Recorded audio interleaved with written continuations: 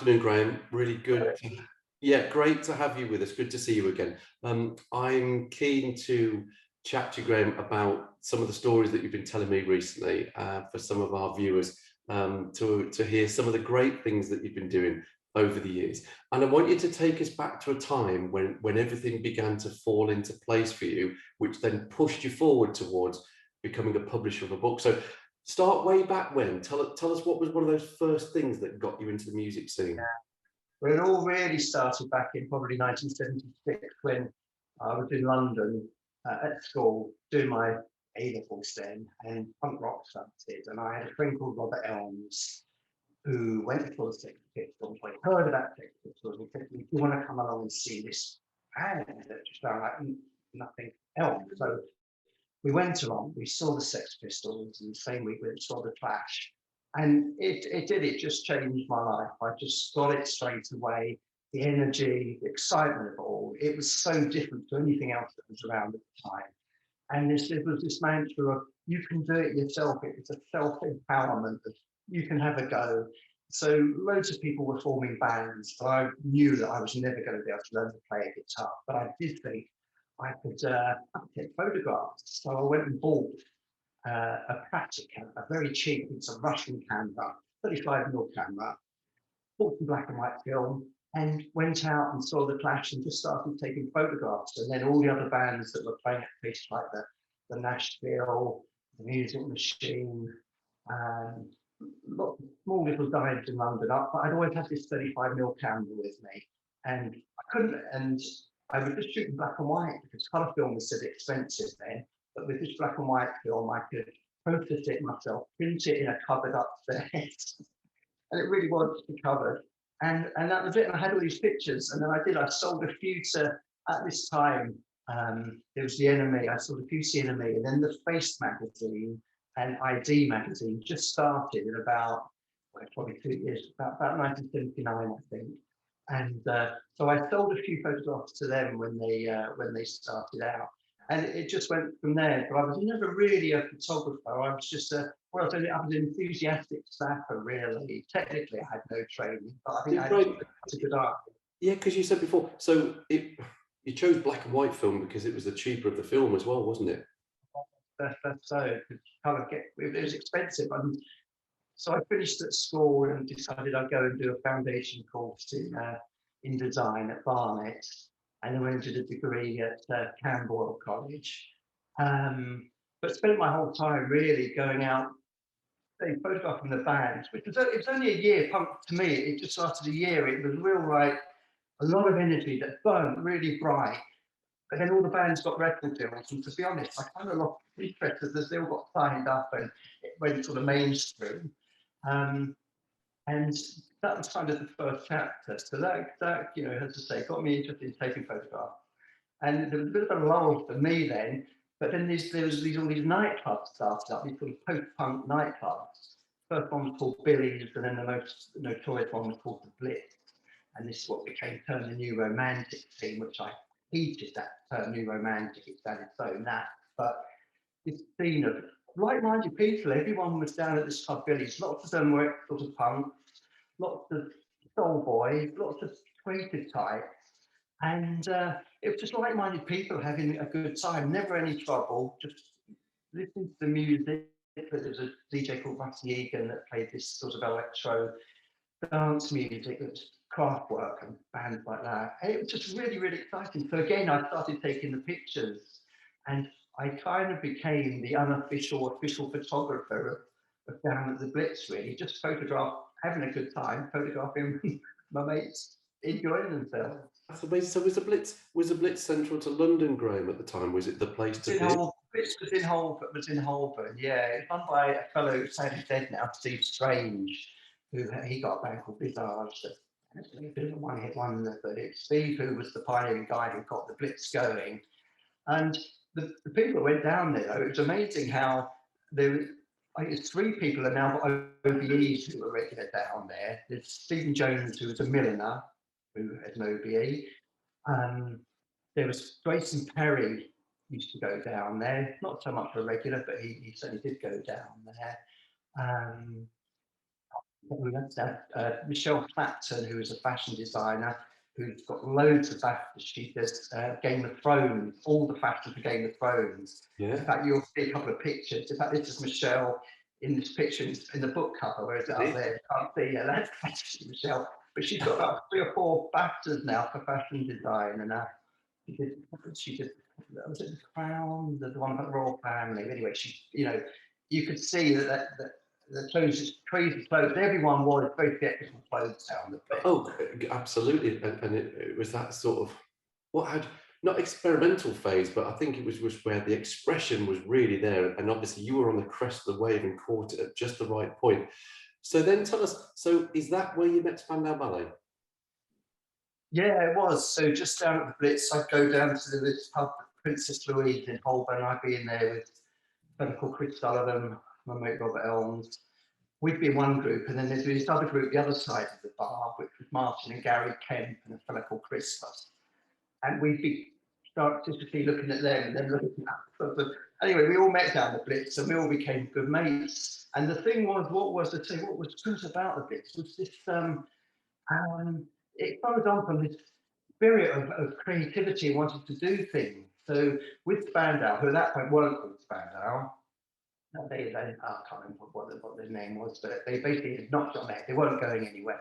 But then when they went down to the Blitz and they saw this sort of new thing going on, they their manager, Steve Dagger, realised that they could really hold on to it, if you like. And it was all people down there, like myself. I started taking their pictures. I would go on and design all their record covers. Robert Elms would write all the copy for them. There was various fashion designers down there, like Melissa Kaplan and Simon Withers and Stephen Linnard, Fiona Dealey, these people who were all no one was over 20 at that point. Everyone was really either at college or on the dole. But we all fed off each other. And as I say, it was a really, it was mainly how much fun it was, but it was very creative as well. So tell us about that. So you were taking pictures, and was it somebody in the band at Spandau Ballet said, "Look, we want you to design our album cover"? Is that how the? So with regard to Spandau, yes. So I got to know Martin and Gary and the rest of the band, and just said, "Look, you know, I'm at art college. Would you like me to come and take some photographs of the band?" Which they did. So I did that, and then they played their first couple of gigs. So I sort of said, do a poster. And I used to do these sort of Russian constructive style posters for them when they first started out. They were very underground, very different, to be honest, to how when they became pop stars. They were a lot more commercial than how they started. And they would play places, very unusual places. Their whole thing was just to be a bit different. Following on from punks, so they play on the HMS Belfast. There was a gig there. They would play at old cinemas, very underground places, alternatives, nowhere where other bands particularly would play. So, and the music press were desperate to write about them, but they would never let the music press in initially. So that built up even more hype. So it was really clever management from Steve Dagger, really, who was their manager. But as I say, yeah, he got me to do a couple of posters, and then they got a record deal, a huge deal initially when Chris eventually signed them up. And I'd go on and design, I think it's 3 album covers and probably 3 or 4 singles off each album. And I'd do all the marketing. I was coiling it in at the time. I'm still at art college. That's amazing. Yeah, it was unbelievable. I look back at it. So my degree show was with the Spandau Ballet debut, an album cover and a couple of singles. That's fantastic. And I had a big photograph as a background, was of HMV in Oxford Street, which had dedicated, I think, pretty much the whole shop window to their debut album cover, Journeys to Glory. And I took a picture of this, and it was like the backdrop for my degree show. So it was kind of, I was just lucky. I was in the right place at the right time. That is fantastic. So at that point, when their albums came to fruition, they were climbing and they had the popularity, and did they have chart success? Yeah, I think the album was like top 10. I mean, it wasn't the #1 album, but it was a top 10 album, I think. And the first single they did was might have been a top 5 single. So they pretty much had a instant success. So you must have been pinching yourself at the time, because obviously you were getting paid whilst you were at college. there was this band that were coming through the ranks in terms of going top 10 in the album charts. They were obviously good friends of yours, but then did the success continue, because weren't there some other artists that you then began to do album covers for? Well, yeah, then similar tale really. Another person that was down the Blitz was Sade Adu, and well, I actually met Sade in New York. Spandau Ballet had been invited out to New York to open a nightclub there. It's quite an interesting story. With in this, so it would have been about 1980 in New York in the early 80s. You had lots of nightclubs, and there had been a disco backlash in New York, and you had these incredibly modern nightclubs. Nowhere in London or in England had clubs like them at the time. Incredible sound system.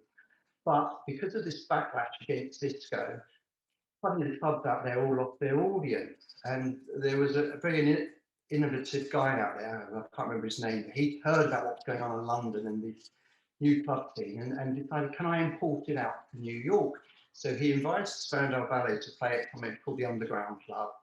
And there was a shop called Axiom, a fellow called John Baker started, and he'd get all the St Martin's art students and various others to he'd sell their clothes in the shop. I think it's in Carnaby Street, just off Carnaby Street at that point. Anyway, this guy in New York got the whole Axiom show to go out there to do a fashion show, and it was just being spot. I believe there was Andy at the time. Andy Warhol was still alive. Madonna was just starting out. So you had all the socialites in New York that turned out to see this hot band called Spandau Ballet. And Sade was a model. I'm waffling on a bit here, but Sade at that point was at St Martin's. She just left St Martin's. She was seeing her first clothes.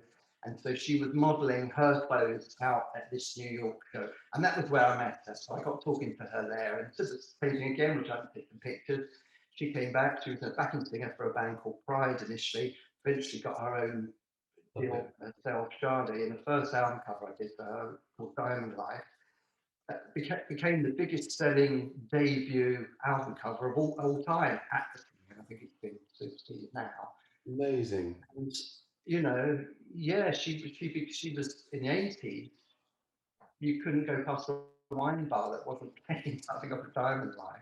Of course, I love that. So after that then as well, Graham, that began to happen, so you were in that scene, but then were you beginning to take pictures of more and more around that sort of clubbing environment where you began? Yeah, so I just always had, I upgraded to an Olympus M2 camera by now, 25mm camera, just black and white. Only ever shot black and white. Still black and white. Oh, still at art college. I might have just left art college now. But I just photographed lots of other bands that started coming out from the scene. And I would do record covers. So again, there was bands called, that well known probably these days, Hazy Fantasy, Joe Boxers, Animal Nightlife, Matt Bianco. Anyway, lots and lots of bands, but they're all very much coming out of the energy from this London theme. Amazing. And so I had taken all these pictures and never really, I sold a few to the early issues of Face and ID, but never really did much with them. And then it was only when I turned 50, not 61 now, that I thought, you know what, I need to do a book. By now I'm an art director, I'm a magazine art director. So I thought, got no excuse, I can design a book. So I thought, yeah, I need to do a book. And on the background here is the cover to that book, We Can Be Heroes, Punks Pose as Peacocks and People of Particular Persuasion, London Clubland, 1976 to 1984. And we just got it crowdfunded by a company called Unbound, who at that point were just starting up. The whole crowdfunding thing was an absolutely brand new idea at the point. I had a fella who'd been a real cohort and background to a lot of stuff in sync, Chris Sullivan, to write it. Got my friend Robert Elms to write an intro. Got Boy George, Gary Kemp, Steve Strange all to write forwards for it, which they all did.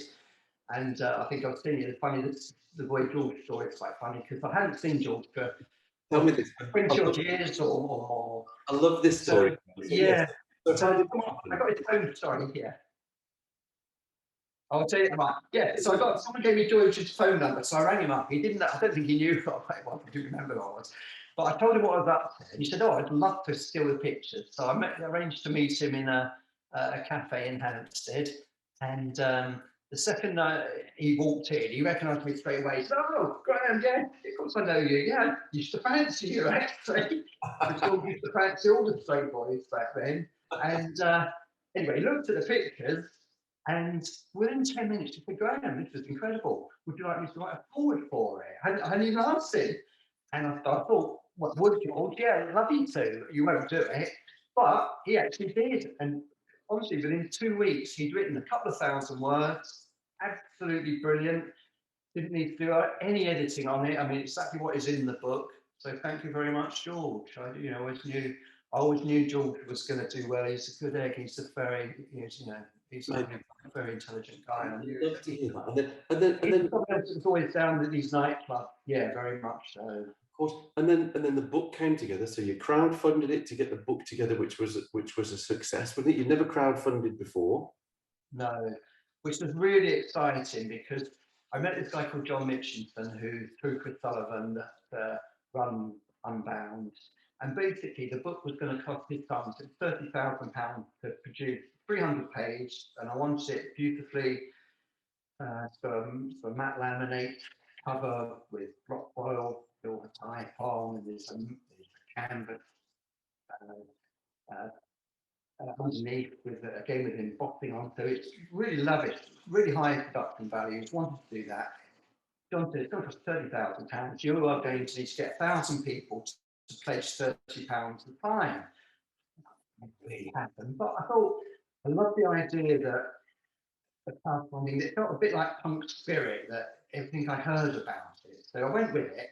I created a Facebook page, a We Can Be Heroes Facebook page, which is still going to this day, though I never ever go on it. But I think there's about 5,000 members of it, not I ever post anything up on it. But at the time, it was really useful because all these people were dipping into it, and people started pledging. And I think it's 2 months to get these 1,000 people, and I can see, and you can see, you go on the site and on the Unbound site and see each person pledges some money. So really exciting to see. But I got about halfway. It was really exciting, but it suddenly sort of almost stopped. And I thought, oh man, it's not going to happen. But then I remember this guy, John Baker, bought about half a dozen books, and it suddenly just started going again. And it just did. It just then it got its 1,000 people. It got printed. We had a brilliant party back at a club called the Beetroot. In the book, the book's basically centered around 10 nightclubs in it. 10 sort of really influential nightclubs that happened at this time. And I do appreciate that the book is very much my tale along with Chris's tale, because a few people came back to me who had not got pictures in it, saying, why wasn't I in this book? I'm a very important person. Well, fortunately, in my introduction, I did have enough sense to write, this is a personal tale of how I saw the scene and the people that were around me that, I took the pictures of. And yeah, so that's it, 10 nightclubs. And it got printed a second time, and now it's out of print. And if you go on Amazon or eBay, you'll see copies, and they go for a couple of £100. I've seen people put on for £1,000. Everyone loves a bit of nostalgia. Yeah, we were looking the other week, weren't we? I found it on Amazon. I think it was there for £339, limited edition. And obviously that is now. So can we expect a rerun? Is it put to bed? Have you achieved what you want with that? Or might it re-immerse itself again? What's your thoughts? Well, today I thought I put everything into it. People sort of said to me, could you do a second volume? And pretty much put every photograph that I had. There's about nearly 500 photographs in the book. So there's a lot in there. There's a lot of words from Chris. I interviewed about 60 of the main protagonists, quotes in there. So it's the real insider's tale of that period. But with regard, would I publish it again? But it's over 10 years. I thought when it came up to 10 years, I might, but it is 10 years now, and I haven't done. Maybe when I retire, try and get it published again, which has been a couple of years, so it's only a couple of years now. But Graham, and thank you for retelling the story, because I wanted our viewers to listen to an inspiring element. And I think you said something earlier where you're like, look, we had that spirit of just going out and capturing the moment. And I think with your inspiration behind everything, you grabbed it by the horns and you went out with the camera and then began to weave yourself through a very, very eclectic time in 10 clubs across London. Got a name for yourself in a great way, and then obviously began to weave in with the famous crew around that time. So explain, what's this behind you? Is this some of your design work? So yeah, there's a few spread. This is the opening the book, and these are just loads of club flyers from the various clubs at the time, and these are just a few pages from the book. I'll just flick through. So this was Tony Hadley of Spandau. Taken. There was a squat there called Warren Street Squat where Boy George lived at one point, and various characters from this plug-in scene. And I did a first photo session I did with Spandau Ballet, actually, where this picture came from was in this squat. Okay, that's George at the time. He's literally about 17 or 18, I think. Then. No way, you wouldn't recognise him, yeah. And sorry, go back to George. Yeah. Okay. So that's you wouldn't recognise him there, would you? Obviously, a change of hairstyle at the time. So we were 17. Yeah. Show us the handsome. Show us the next one. Who's the handsome chap next? There he is. There you are. Chap there, the end of hair is indeed myself with my Olympus OF2 camera, and then this is going back to this is the Sex Pistols, and a quote from Robert Elms there, which really does up for me. And I'll just flick through quickly a few other threads in the book. There's quite a few sort of graphic-y pages that just historically set in the scene of what was topical at the time. This is Michelle again, who went on to design all the Game of Thrones outfits. And you look at what she was wearing. I mean, you can see she was destined to be the main fashion director on Game of Thrones. Not just have you got good subject, Graham, but the quality of your photos are brilliant, though, Graham, as well. You've really captured them. Oh yeah, fantastic. I mean, I'm surprised I took so many. I don't remember taking half of them. I consider I had no training whatsoever. These are all, this is from the Blitz chapter, so these are all from down at Blitz. Claire and Kim Bowen. Yeah, that's George again with a fellow called Jeremy Healy. I remember Jeremy. Jeremy was in, he was Hazy Fantasy, and then went on to become a really big DJ himself. One of the first superstar DJs, wasn't he, in the early 90s? You're absolutely right. And then each chapter, the end of each chapter in the book, I have a playlist from the DJ at that club, and just a montage of other stuff in there, which are not mine. That's actually David Bowie there. I don't even see on top of the. Yes, amazing. Down at the Blitz. And then this is probably my favourite picture that I took. There's a crazy tale to this. This is Steve Strange that started the Blitz. And a load of us had gone on a coach trip to Cardiff. Spandau Ballet were playing out there, and I played there. And afterwards, we went into this pub in Cardiff in the docks. And as we walked in, and everyone was decked out in this sort of new romantic gear, Steve Strange probably decked out even more than others, really, sort of, I don't know what you call that, Whittington outfit. Anyways, we walked into this really hard pub on the docks. The whole pub went quiet. I don't even know the film American Werewolf, where there's a scene where they walk into the pub and the whole pub says around, and it's quiet, and you think, my God, we're going to die. Well, I thought we are going to be beaten up here. All these hard fishermen, but Steve, who's completely got a lovely charm, and within 15 minutes, they're all buying us pints of Guinness. And this guy on the far right here brings out, I think it's a cod or a ling. Anyway, he brings out this fish and he's pouring Guinness into the fish's mouth. I mean, you couldn't make it up. It was so absolutely surreal. Love it. Yeah. Oh, good. Yeah, so, amazing stories to tell. Yeah, and that's George. George lived in a slot around the corner in Carburton, Great Carburton Street. Anyway, around the corner from Warren Street, and that was George in his bedroom at the time. And this one is Michelle again with a girl called Myra.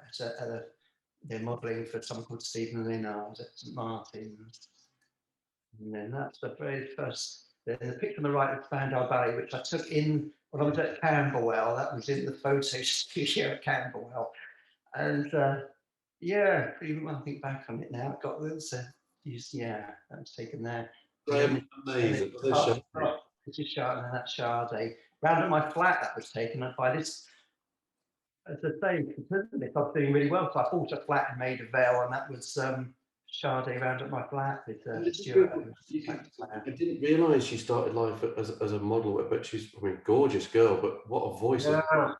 Yeah. Mate, this is fantastic. So I'm going to set our viewers on the challenge to go and find one of your books. You've given us a teaser of what's in there. There's some books out there still to find. A perfect coffee table read, aren't they? But they are expensive, but really, really cool to get your hands on. Yeah, it's just luck of the draw. I mean, as I say, if you're looking on eBay or Amazon, people do seem to ask a lot, but that's not to say you couldn't find one perhaps and bookshop. You know, who knows if there was 4,000 copies. Would it be that? I'm getting so confused. There's the hunt for people to go and find it. Well, listen, Graham, I could talk to you forever. I just wanted to give you a snapshot story that our viewers would find entertaining, inspiring, and to share some of the brilliant archives and pictures you've got from a real era of the time that was you've encapsulated in such a wonderful book. So I wanted to thank you for spending time with us and coming on and telling us all these wonderful stories. I know we're going to be chatting to you more down the line, but thank you for sharing your stories with us, Graham, and we wish you all the very best of luck, mate. No, I've loved it, Rich. It's been great, you know, digging all this stuff out, because it's something I don't really look at anymore. It's a lovely bit of past, but it's very enjoyable to have it. Well, it's kind of you to share it, mate, and thank you ever so much indeed. All the best. You take it easy. Cheers, pal. Thank you.